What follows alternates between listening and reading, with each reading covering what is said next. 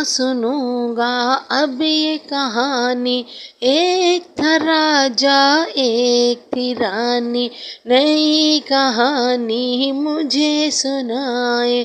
मम्मा मेरा दिल बहलाए, मैं न सुनूंगा शेर का किस्सा।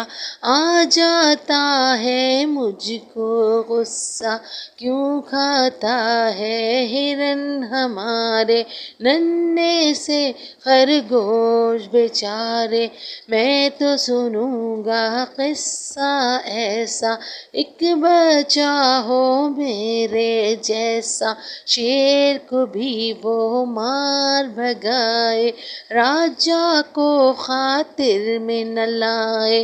पार करे वो 7 समंदर, सैर करे आकाश पे जाकर।